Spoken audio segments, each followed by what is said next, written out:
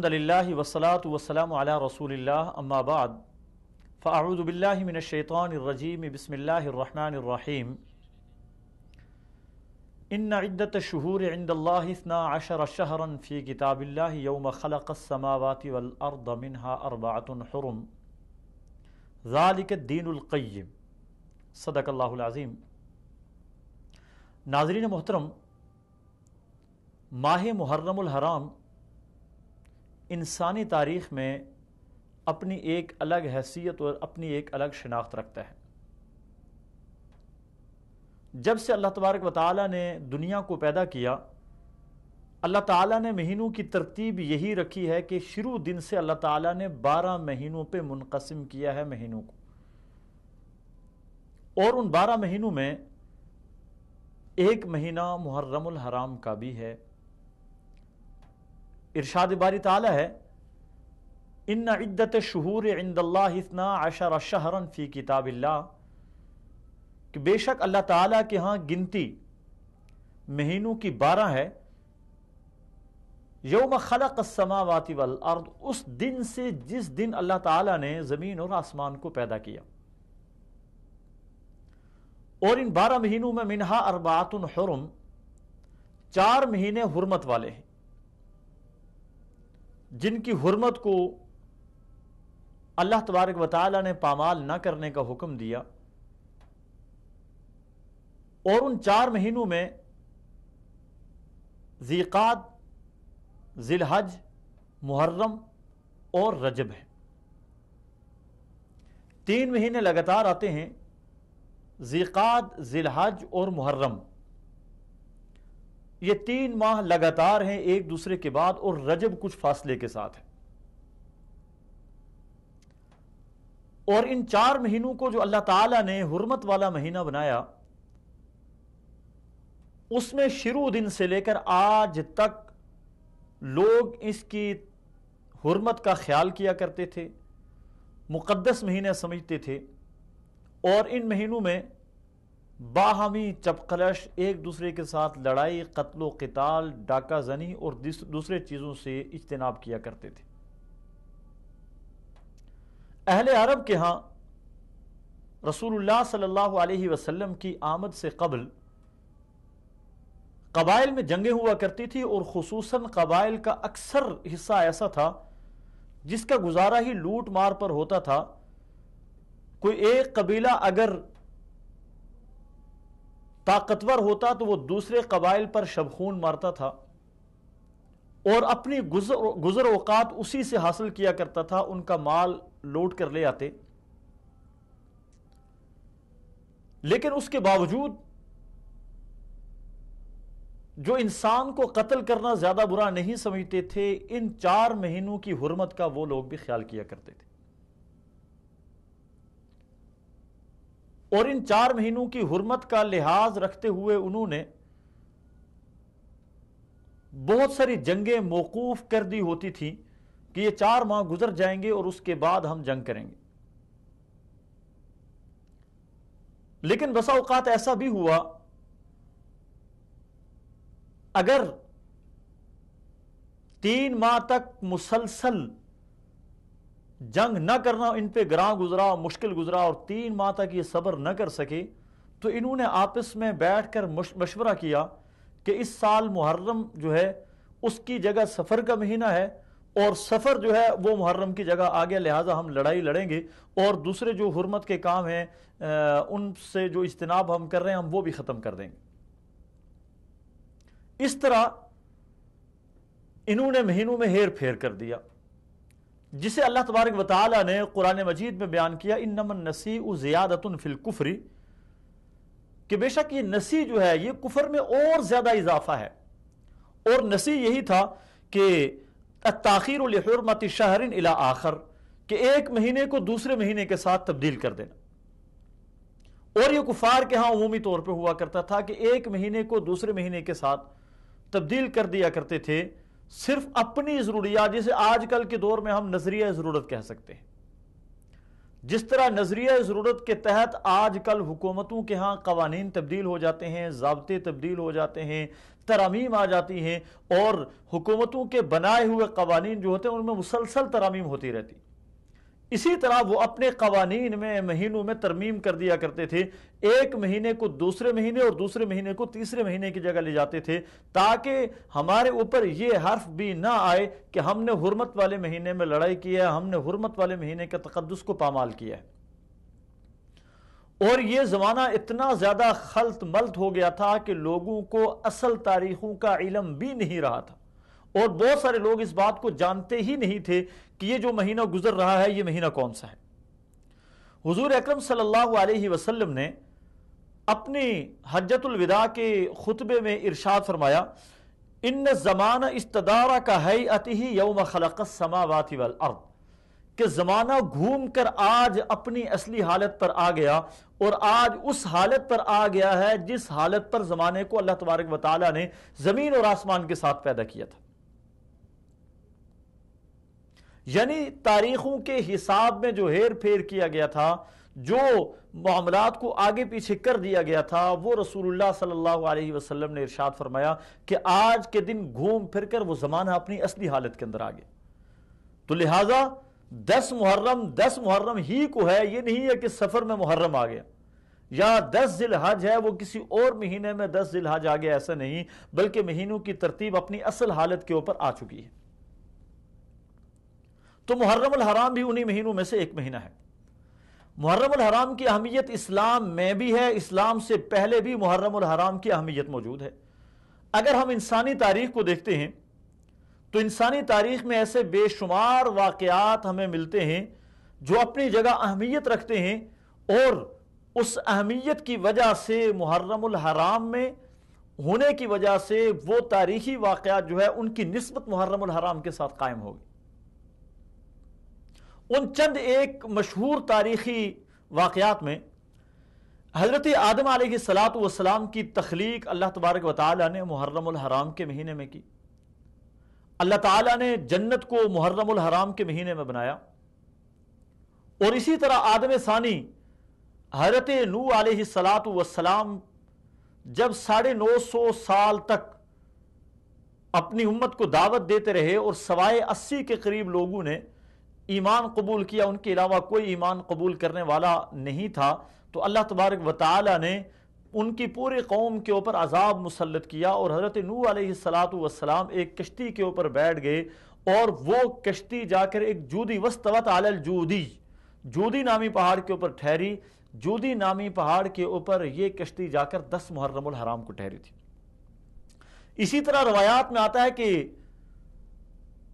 بنی اسرائیل کو اللہ تبارک و تعالیٰ نے حضرت موسیٰ علیہ السلام کے ذریعے فرعون سے جو نجات دلائی ہے وہ بھی محرم الحرام ہی کا مہینہ تھا، اور حضرت ابراہیم علیہ السلام کو اللہ تعالیٰ نے نمرود کی آگ سے جو نجات نصیب فرمائی ہے وہ بھی محرم الحرام کے مہینے۔ حضور اکرم صلی اللہ علیہ وسلم کا ایک فرمان ہے، حضرت ابو ہریرہ رضی اللہ تعالی عنہ روایت کرتے ہیں کہ آپ صلی اللہ علیہ وسلم نے ارشاد فرمایا کہ فرض روزے یعنی رمضان کے روزوں کے بعد سب سے افضل ترین روزہ محرم الحرام کا روزہ ہے، اور فرض نمازوں کے بعد سب سے افضل ترین نماز تہجد کی نماز۔ ایک اور روایت ہے، حضرت عبداللہ ابن عباس رضی اللہ تعالی عنہما روایت کرتے ہیں کہ رسول اللہ صلی اللہ علیہ وسلم جب مکہ سے ہجرت کر کے مدینہ تشریف لائے تو مدینہ میں دیکھا کہ یہود 10ویں محرم کا روزہ رکھتے ہیں۔ رسول اللہ صلی اللہ علیہ وسلم نے لوگوں سے پوچھا کہ 10ویں محرم کا روزہ یہودی کیوں رکھتے ہیں؟ بتایا گیا کہ چونکہ حضرت موسیٰ علیہ السلام کو ان کی قوم سمیت اللہ تعالیٰ نے 10ویں محرم کو فرعون سے نجات دلائی تھی، اس خوشی میں 10ویں محرم کا یہود روزہ رکھتے ہیں۔ تو رسول اللہ صلی اللہ علیہ وسلم نے ارشاد فرمایا کہ نحن احق و اولا بموسیٰ منکم، کہ حضرت موسیٰ علیہ السلام پر تم سے زیادہ حق ہمارا ہے، اس لیے ہم 10ویں محرم کا روزہ رکھیں گے۔ تو رسول اللہ صلی اللہ علیہ وسلم کا معمول تھا 10ویں محرم کا روزہ رکھتے تھے، لیکن ساتھ میں رسول اللہ صلی اللہ علیہ وسلم نے دیگر صحابہ اکرام رضوان اللہ علیہم اجمعین کو اس بات کا پابند کیا کہ اگر 10ویں محرم کا روزہ رکھو تو ساتھ میں 9ویں محرم کا یا 11ویں محرم کا ملا لو، تاکہ یہود کے ساتھ تمہاری مشابہت نہ ہو۔ اس لیے کہ دوسری حدیث میں آپ صلی اللہ علیہ وسلم نے ارشاد فرمایا، من تشبہ بقوم فہو منہم، جو کسی بھی دوسری قوم کی مشابہت اختیار کرے گا وہ اسی قوم میں سے ہے۔ محرم الحرام اسلامی تاریخ میں بھی بڑی اہمیت کا حامل ہے، اور اس کی اہمیت چند ایک واقعات سے دو چند ہو جاتی ہے۔ ان واقعات میں سب سے پہلی چیز کہ سن ہجری کا پہلا مہینہ محرم الحرام، سن ہجری جس کی بنیاد سیدنا فاروق اعظم رضی اللہ تعالی عنہ نے رکھی، اور ہجرت کا جو سفر ہے اس سال سے سن ہجری کا آغاز کیا، اور سن ہجری کا پہلا مہینہ محرم الحرام، اس لیے سن ہجری کا آغاز بھی محرم الحرام سے ہوا۔ محرم الحرام کی پہلی تاریخ کو اسلامی تاریخ کی ایک عظیم شخصیت سیدنا فاروق اعظم رضی اللہ تعالی عنہ کا یوم شہادت ہے۔ سیدنا فاروق اعظم رضی اللہ تعالی عنہ صحابہ اکرام میں ایک بلند مقام رکھتے تھے، اور مراد رسول ہونے کی وجہ سے خود رسول اللہ صلی اللہ علیہ وسلم کے انتہائی زیادہ قریب وزیر اور مشیر تھے، اور متعدد احادیث میں رسول اللہ صلی اللہ علیہ وسلم نے سیدنا فاروق اعظم رضی اللہ تعالی عنہ کے فضائل اور مناقب کو بیان کیا۔ ایک موقع پہ رسول اللہ صلی اللہ علیہ وسلم نے اپنے دائیں ہاتھ میں سیدنا صدیق اکبر رضی اللہ تعالی عنہ کا ہاتھ پکڑا، اور بائیں ہاتھ میں سیدنا فاروق اعظم رضی اللہ تعالی عنہ کا ہاتھ پکڑا، اور دونوں ہاتھوں کو فضا میں بلند کیا اور ارشاد فرمایا، ہاکذا نبعث یوم القیامہ، کل قیامت کے دن ہم اس طرح اٹھائے جائیں گے۔ یکم محرم الحرام سیدنا فاروق اعظم رضی اللہ تعالی عنہ کا یوم شہادت ہے، اور اسی طرح 10 محرم الحرام سیدنا حسین ابن علی رضی اللہ تعالی عنہ نے تاریخ اسلامی کی ایک عظیم الشان قربانی پیش کی، اور اس عظیم الشان قربانی کو جتنی مظلومیت والی قربانی کہا جائے اس کے لیے الفاظ کم ہیں۔ سیدنا حسین ابن علی رضی اللہ تعالی عنہ نے وادی کرب و بلا میں اپنے خاندان سمیت ایک عظیم الشان مارکے کے بعد اپنی اور اپنے خاندان کے 50 سے زائد افراد کی قربانی پیش کر کے اسلام کو زندہ و جاوید کیا، اور اس بات کی واضح مثال ہے کہ سیدنا حسین ابن علی رضی اللہ تعالی عنہ کا خون مقدس تھا، جسے اللہ تبارک و تعالی نے اپنے ہاں قبول کیا، اور شہادت کی عظیم موت سے سرفراز فرمایا، وہ موت جس کے بارے میں رسول اللہ صلی اللہ علیہ وسلم نے خود اپنی خواہش کا اظہار کیا، لَوَدِدْتُ أَنْ أُقْتَلَ فِي سَبِيلِ اللَّهِ، میری خواہش ہے کہ مجھے اللہ کے راستے میں شہید کر دیا جائے، ثُمَّ أُحْيَا، اور پھر مجھے زندہ کیا جائے، ثُمَّ أُقْتَلْ، پھر مجھے شہید کر دیا جائے، ثُمَّ أُحْيَا، پھر زندہ کیا جائے، ثُمَّ أُقْتَلْ، اور پھر شہید کر دیا جائے۔ سیدنا حسین ابن علی رضی اللہ تعالی عنہ کی شہادت سے محرم الحرام کی اہمیت دو چند ہوگی۔ یہاں پر ایک غلط فہمی کا ازالہ بھی ضروری سمجھتا ہوں کہ لوگ یہ سمجھتے ہیں کہ شاید محرم الحرام کی اہمیت سیدنا حسین ابن علی رضی اللہ تعالی عنہ کی شہادت کی وجہ سے، حالانکہ ایسا نہیں ہے۔ محرم حضرت حسین ابن علی رضی اللہ تعالی عنہ کی پیدائش سے پہلے بھی اہم تھا، آپ کی پیدائش سے پہلے بھی اس دن کو انسانی تاریخ میں بھی اور اسلامی تاریخ میں بھی اہمیت حاصل تھی۔ جیسا کہ میں نے پہلے ذکر کیا، متعدد انبیاء اکرام علیہم السلام کی زندگی میں پیش آنے والے اہم ترین واقعات محرم الحرام میں وقوع پذیر ہوئے،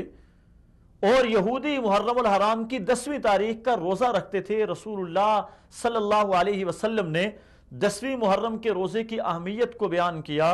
اور رسول اللہ صلی اللہ علیہ وسلم نے صحابہ اکرام کو اس دن کے روزے رکھنے کی تلقین فرمائی، خود روزہ رکھا اور امت کو اس دن کے روزہ رکھنے کی تلقین فرمائی۔ یعنی سیدنا حسین ابن علی رضی اللہ تعالیٰ عنہ کی پیدائش سے پہلے بھی یہ دن اہم تھا، آپ کی پیدائش کے بعد بھی، آپ کی شہادت سے پہلے بھی یہ دن اہم تھا، اور سیدنا حسین ابن علی رضی اللہ تعالیٰ عنہ کی شہادت کی وجہ سے اس دن کی اہمیت دو چند ہوگی۔ 10ویں محرم الحرام کو سیدنا حسین ابن علی رضی اللہ تعالی عنہ کی یاد منانا، وہ شہید ہیں، ایک شہید کی یاد کس طرح منائی جاتی ہے کہ سیدنا حسین ابن علی رضی اللہ تعالی عنہ کے ذریعے شہداء کی صف میں ایک شہید کا اور اضافہ ہوا، ایک شہید خاندان کا اور اضافہ ہوا، اور شہادت اللہ تبارک و تعالی کی طرف سے ایک بہت بڑی نعمت ہے۔ اور اس شہادت کے بارے میں اللہ تبارک و تعالی نے قرآن مجید میں ارشاد فرمایا، لا تقولوا لمن يقتل فی سبیل اللہ اموات، جو اللہ کے راستے میں مارے جائیں انہیں مردہ نہ کہو، بل احیاء ولکن لا تشعرون، بلکہ وہ زندہ ہیں لیکن ان کی زندگی کا تمہیں شعور نہیں ہے۔ دوسری جگہ ارشاد فرمایا، بل احیاء عند ربهم یرزقون، وہ زندہ ہیں اور کھاتے پیتے ہیں اللہ تبارک و تعالیٰ کے ہاں۔ تو اس لیے محرم الحرام میں سیدنا حسین ابن علی رضی اللہ تعالی عنہ کی شہادت حضرت حسین ابن علی رضی اللہ تعالی عنہ کے مقام کو، ان کے مرتبے کو بھی بڑھاتی ہے اور محرم الحرام کی اہمیت کو بھی بڑھاتی ہے۔ اور یاد رکھیں، اسلامی تاریخ میں شہید صرف حسین ابن علی رضی اللہ تعالی عنہ نہیں ہیں۔ جس زور اور شور کے ساتھ اور جس قوت کے ساتھ حضرت حسین ابن علی رضی اللہ تعالی عنہ کا یوم شہادت عجیب اور غریب انداز میں منایا جاتا ہے، اور یہ باور کرانے کی کوشش کی جاتی ہے کہ شاید اسلام کے دامن میں صرف ایک ہی شہید ہے اور باقی اسلام کے دامن میں کچھ بھی نہیں ہے، ایسا نہیں ہے۔ اسلام کے دامن میں حضرت حسین ابن علی رضی اللہ تعالی عنہ جیسا مظلوم شہید بھی موجود ہے، اور اسی ماہ محرم میں شہید ہونے والے سیدنا فاروق اعظم رضی اللہ تعالی عنہ بھی موجود ہے۔ اسلام کے دامن میں مظلوم مدینہ سیدنا عثمان غنی رضی اللہ تعالی عنہ بھی شہید مظلوم ہیں، اور سیدنا حمزہ ابن عبد المطلب بھی موجود ہے۔ حضرت مصعب ابن عمیر رضی اللہ تعالی عنہ جو ایک بہت بڑے داعی تھے وہ بھی ہیں، اور ہزاروں صحابہ اکرام رضوان اللہ علیہم اجمعین نے اپنے خون سے اسلام کی تاریخ کو رقم کیا۔ وہ تمام شہداء اس قابل ہیں کہ سب شہداء کی عظمت کو بیان بھی کیا جائے اور سلام بھی پیش کیا جائے۔ محرم الحرام اسلامی تاریخ کا اہم ترین مہینہ ہے، اور اس کی 9ویں اور 10ویں کو رسول اللہ صلی اللہ علیہ وسلم نے حکم دیا کہ روزہ رکھا جائے، نہ کہ اس دن سبیلیں لگائی جائیں، نہ کہ اس دن چاول پکا کر تقسیم کیے جائیں، نہ کہ اس دن لوگ ماتم کریں، اپنا خون نکالیں۔ اس چیز کی اسلام میں کوئی حیثیت نہیں ہے۔ اللہ تبارک و تعالی ہمارا حامی و ناصر ہو۔ والسلام علیکم ورحمۃ اللہ وبرکاتہ۔